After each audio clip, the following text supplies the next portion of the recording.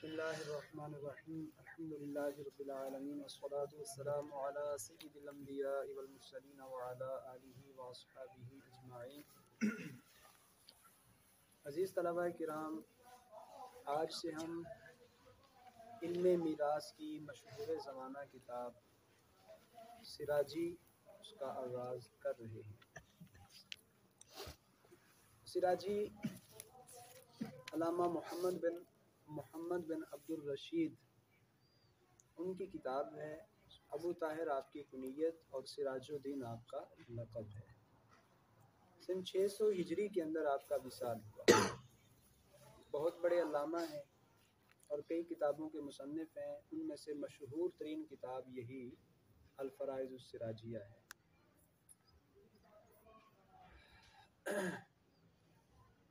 یہ کتاب ایسی عمدہ اور بہترین ہے کہ 30 سے زائد اس کی عربی شروحات لکھی جا چکی ہیں اور اردو شروحات اتنی ہیں کہ اندازہ ہی نہیں۔ اعلیٰ حضرت عظیم المرتبت امام اہل سنت مجدد دین و ملت امام احمد رضا خان علیہ رحمت الرحمن اس کتاب کے حوالے سے ارشاد فرماتے ہیں کہ سراجی ایسی کتاب ہے جو اگرچہ علم میراث کی ابتدائی کتابوں میں سے ہے، لیکن اس کو محض متن نہیں کہا جائے گا بلکہ اس کا درجہ شروحات والا ہی ہے۔ اور جو اس کتاب کو پڑھ لیتا ہے وہ علم میراث کے اندر اس قدر ماہر ہو جاتا ہے کہ علم میراث کے جتنے بھی مسائل ہیں وہ ان کو بآسانی حل کر سکتا ہے۔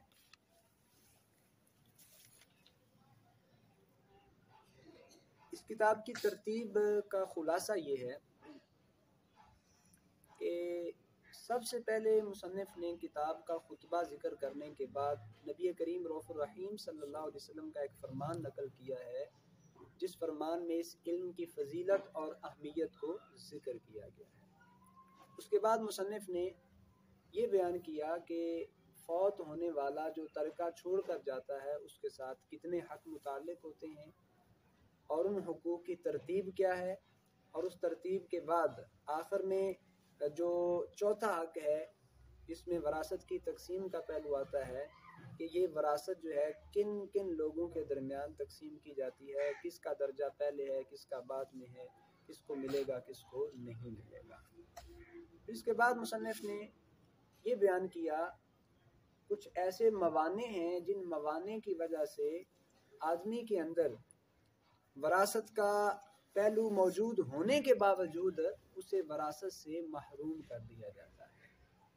اس کے بعد مصنف نے یہ بیان کیا کہ کتاب اللہ کے اندر جو حصے دار ہیں، جن کے حصے اللہ تعالیٰ نے خود مقرر فرمائے ہیں، وہ کتنے افراد ہیں، ان میں مرد کتنے ہیں، عورتیں کتنی ہیں، اور ہر مرد کا کیا کیا حال بنتا ہے، کس کس حالت میں اسے کیا کیا ملتا ہے اور کیا کیا نہیں ملتا، اسی طرح عورتیں، تو ان سب کے احوال کی تفصیل کا ذکر فرمایا ہے۔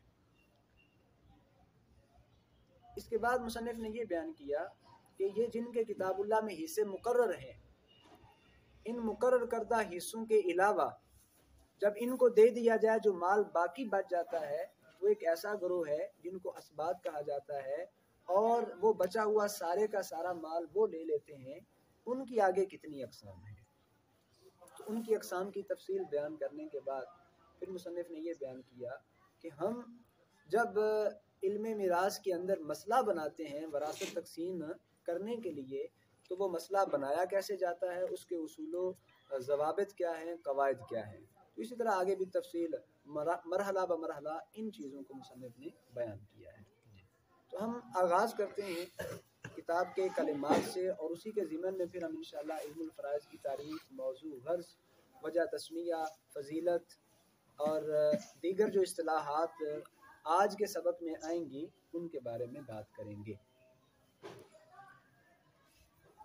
رب اشرح لی صدری ویسر لی امری واحلل عقدۃ من لسانی یفقهوا قولی رب یسر ولا تعسر وتمم بالخیر وبک نستعین بنبیک الرؤوف الرحیم۔ بسم اللہ الرحمن الرحیم۔ اللہ کے نام سے شروع جو بڑا مہربان نہایت رحم والا۔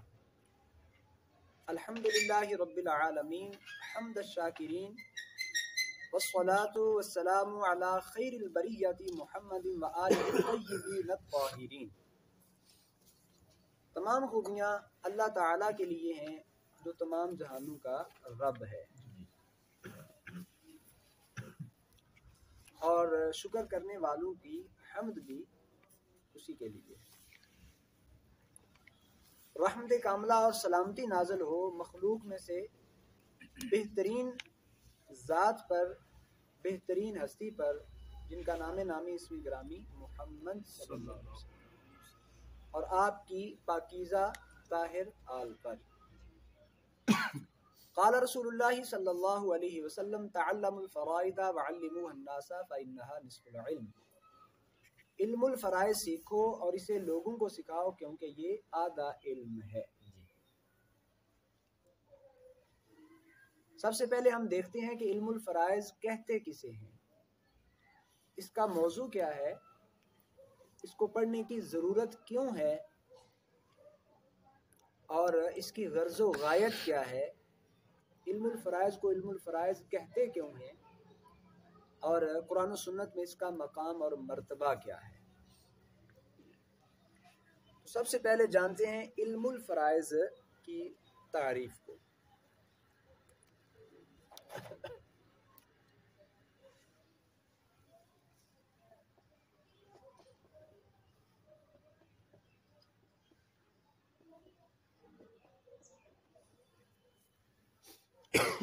علم الفرائض کیا ہے جی؟ ہوا علم بقواعد و جزئیات،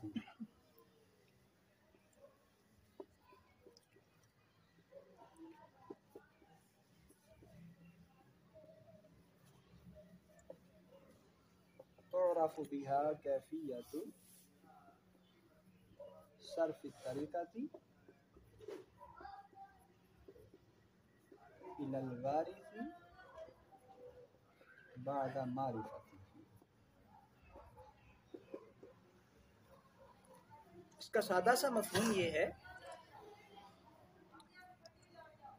علم الفرائض ایسے قواعد اور جزئیات کو جاننے کا نام ہے جن کے ذریعے وارث کی پہچان کے بعد اس کی طرف ترکہ پھیرنے کی کیفیت کو جانا جاتا ہے۔ یعنی ہم علم الفرائض میں کچھ ایسے اصول اور قواعد، ایسی جزئیات جانتے ہیں جن جزئیات کے ذریعے ہمیں اس بات کا پتہ چلتا ہے، قواعد کے ذریعے اس بات کا پتہ چلتا ہے کہ میت کا وارث کون کون ہے اور ترکہ کے اندر اس کا حصہ کیا کیا ہے۔ ہر علم کا آپ کو معلوم ہے کہ ایک موضوع ہوتا ہے، اور اس علم کے اندر اسی موضوع کے جو عوارض ذاتیہ ہوتے ہیں، احوال ہوتے ہیں، اس سے بحث کی جاتی ہے۔ تو علم الفرائض کا موضوع کیا ہے؟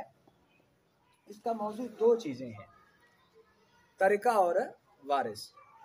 ترکہ، الطریقۃ والوارث، یہ دو چیزیں اس کا موضوع ہیں۔ یعنی علم الفرائض کے اندر ہم یہ جانیں گے کہ میت کا ترکہ کیا ہے، اور اس کے ساتھ کیا کیا عوارض متعلق ہوں گے، اور وارث کون کون ہے اور اس کے احوال اور عوارض کیا کیا ہیں۔ اچھا جی، سوال یہ ہے کہ علم الفرائض کو پڑھنے کی ضرورت کیوں پیش آتی ہے؟ اس کا جواب یہ ہے، الوصول الی ایصال کل وارث قدر استحقاقہ۔ اگر ہم علم الفرائض نہیں پڑھیں گے، ہمیں وارث کا ترکے کی تقسیم کا پتہ نہیں چلے گا۔ اسے پڑھنے سے ہمیں یہ پتہ چلے گا کہ ہر وارث جتنے حصے کا وہ مستحق ہے اس تک اتنا حصہ کیسے پہنچانا ہے۔ تو اس لیے ہمیں علم الفرائض پڑھنے کی ضرورت پیش آتی ہے کہ ہر وارث تک جتنا جتنا اس کا حصہ ہے اتنے حصے کو پہنچانے پر قدرت حاصل ہو جائے۔ اچھا، اس کی غرض و غایت کیا ہے؟ الاقتدار علی ذلک والعمل بہ۔ وارث کون ہے، اس کا ترکہ کیسے پہنچانا ہے، ہمیں اس پر قدرت بھی حاصل ہو جائے اور اس پر عمل درآمد بھی کیا جا سکے، یہ اس علم کی غرض و غایت ہے۔ تو غایت کیا؟ ضرورت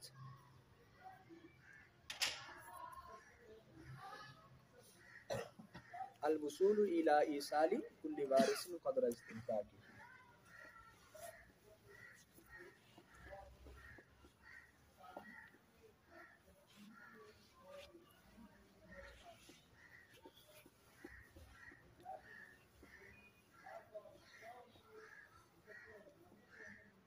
جی یہ اس کی ضرورت ہے اور اس کی غایت ہے الاقتدار ولا ذلک.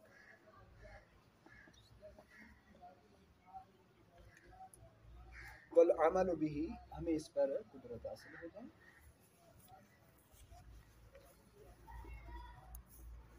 اور ہم اس پر عمل کر سکیں.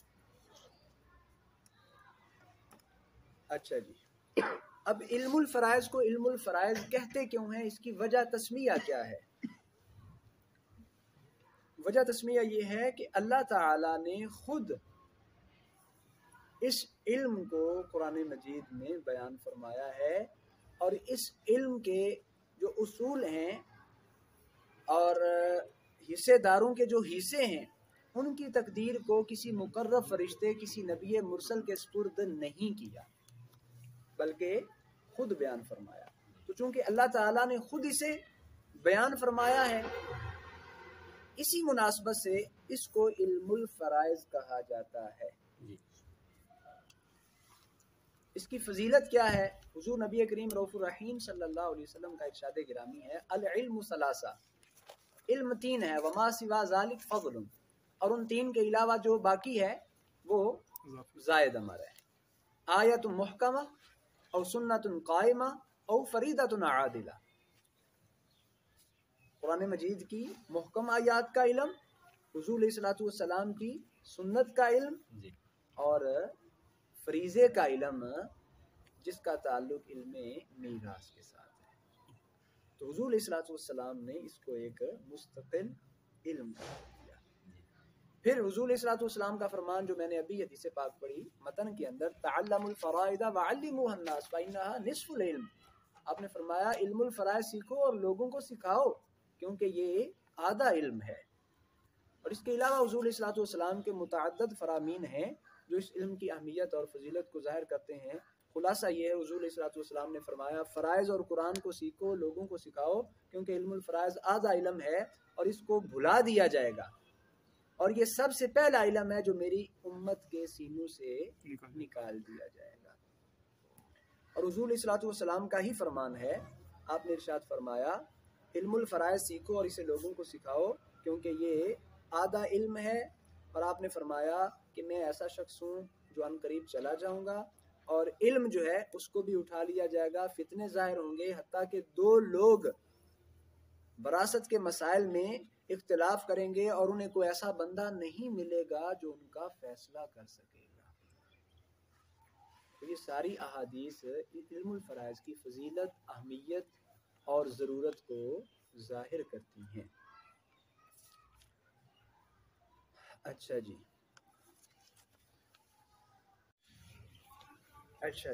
تو رسول اللہ صلی اللہ علیہ وسلم نے فرمایا تعلم الفرائض. اب فرائض یہ ہے کیا چیز؟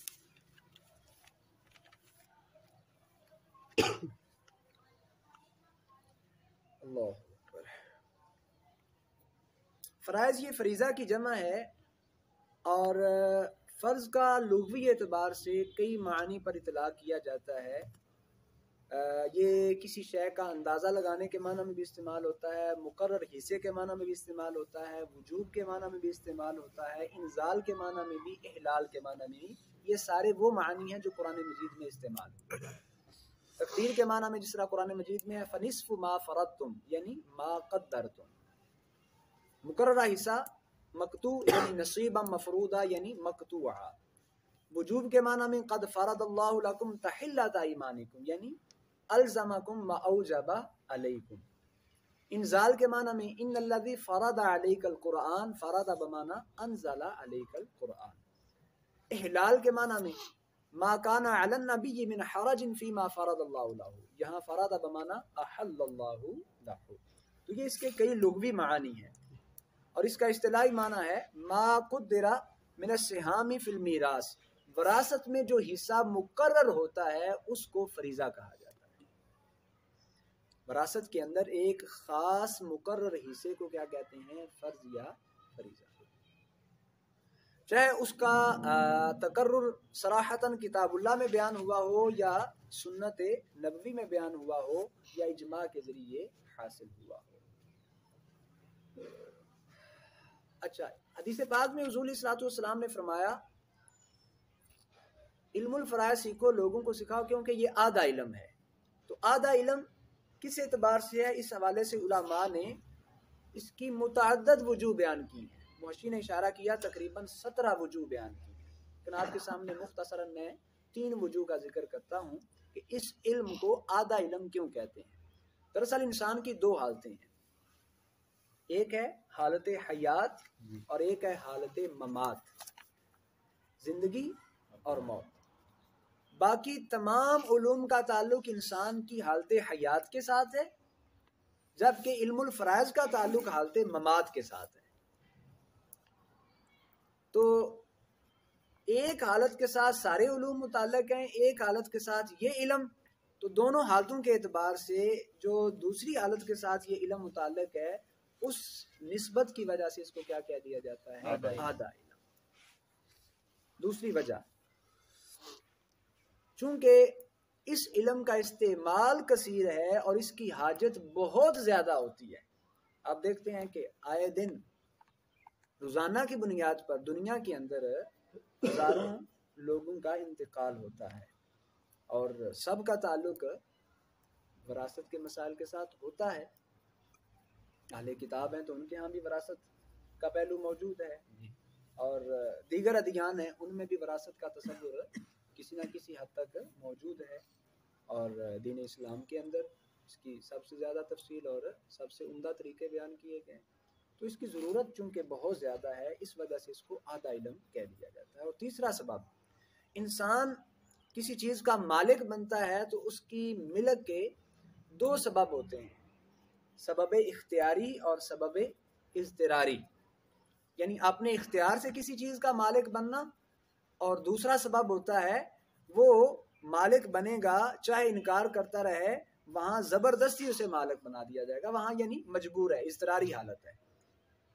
اب اختیاری حالت میں کیا ہے؟ انسان کوئی چیز خریدتا ہے، اسے کوئی تحفہ ملتا ہے، اسے قبول کرتا ہے، اور دیگر مثالیں، ان کے ذریعے انسان کیا کرتا ہے؟ مال کا مالک بنتا ہے۔ دوسرا سبب اضطراری، سبب اضطراری میں کیا ہوتا ہے؟ جب اس کا کوئی رشتہ دار فوت ہو جائے اور یہ اس کا وارث ہے شرعی طور پر، تو اس کو وہاں سے جو مال ملے گا، اب یہ لینا چاہے نہ لینا چاہے، شریعت کی جانب سے اس کو اس مال کا مالک بنا دیا گیا ہے۔ تو ان 2 اسباب کے اعتبار سے جو ملک کے ہیں اس علم کو کیا کہہ دیا جاتا ہے؟ آدھا علم۔ آگے بڑھتے ہیں۔ قال علماؤنا رحمهم اللہ تعالی تتعلق بترکۃ المیت حقوق 4 مرتبۃ۔ ہمارے علماء سے مراد علماء احناف، چونکہ صاحب سراجی حنفی ہیں، تو فرمایا کہ ہمارے علماء اللہ تعالیٰ ان پر رحم فرمائے، انہوں نے فرمایا میت کے ترکہ کے ساتھ 4 حقوق بالترتیب متعلق ہوتے ہیں۔ کتنے حقوق؟ 4۔ اچھا، یہاں لفظ آیا تارکہ۔ تارکہ کسے کہتے ہیں؟ تارکہ کہتے ہیں ہوا مال تارکہ المیت من مالہ صافیا عن حق الغیر لعینہ یا بعینہ۔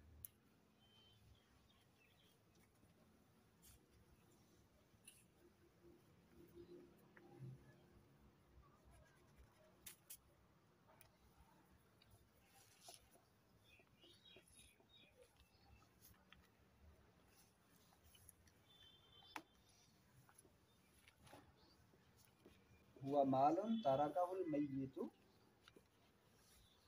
من مالہ صافیا عن حق الغیر بعینہ۔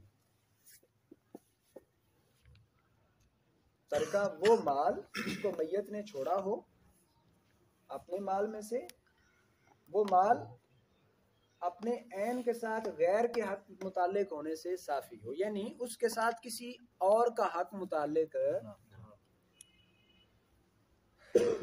تو اس طریقہ کو، اس مال کو کیا کہتے ہیں؟ ترکہ۔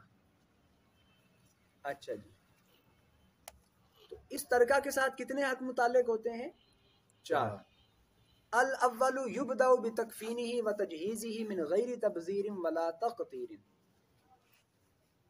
ثم تقضى ديونه من جميع ما بقي من ماله، ثم تنفذ وصاياه من ثلث ما بقي بعد الدين، ثم يقسم الباقي بين ورثته بالكتاب والسنة وإجماع الأمة۔ اس کا سادہ سا مفہوم، سب سے پہلے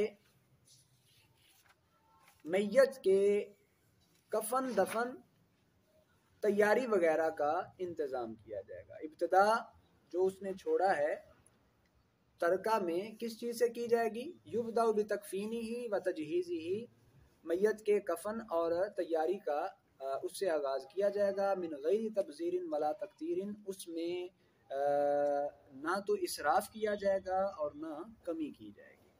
فضول خرچی اور بخل کنجوسی دونوں سے بچتے ہوئے درمیانے درجے کا کفن دفن کا انتظام کیا جائے گا۔ اچھا، یہ درمیانہ درجہ کون سا درجہ ہوگا؟ اس کے حوالے سے فقہائے کرام علیہم رضوان نے فرمایا، درمیانے درجے کا مطلب یہ ہے کہ انسان کی دنیا کے اندر کپڑوں کے استعمال کے حوالے سے جو روٹین ہوتی ہے وہ 3 طرح کی ہوتی ہے۔ کام کاج کے کپڑے، کام کاج سے ہٹ کر عام روٹین کے اندر پہننے والے کپڑے، اور تیسرا مختلف فنکشن جو ہوتے ہیں، مختلف خاص مواقع ہوتے ہیں، عید کا موقع ہے، شادی بیاہ کا موقع ہے، ان میں استعمال ہونے والے کپڑے۔ تو عام استعمال کے کپڑے وہ ہوتے ہیں ذرا نارمل قسم کے، یعنی کام کاج والے۔ پھر اس کے بعد روٹین کے کپڑے ذرا ان سے بہتر ہوتے ہیں، اور فنکشن والے کپڑے جو ہوتے ہیں وہ سب سے بہتر۔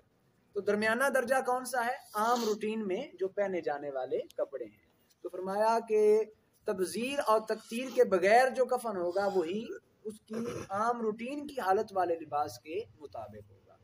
تو اگر وہ شادی بیاہ کے موقع پر جو پہنے جانے والے کپڑے ہیں اس طرح کا کفن دیا جائے تو وہ آ جائے گا تبذیر میں، فضول خرچی میں، اور اگر کام کاج والا جو لباس ہے اس کے مطابق کفن دیا جائے گا تو وہ آ جائے گا تقتیر میں، یعنی کنجوسی اور بخل میں۔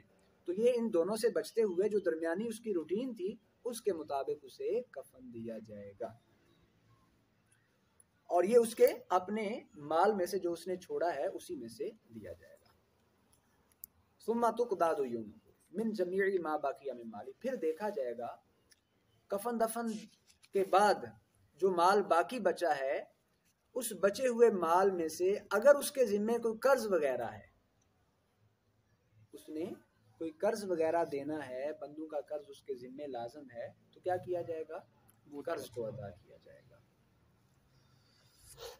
اچھا، قرض دینے کے بعد اب جو باقی بچ جائے، ثم تنفذ وصاياه من ثلث ما بقي بعد الدين، قرض ادا کرنے کے بعد جو باقی بچا اس کے 3 حصے کیے جائیں گے۔ کتنے حصے؟ 3۔ اور ان 3 حصوں میں سے جو تیسرا حصہ ہے اس میں سے اس کی وصیتوں کو پورا کیا جائے گا۔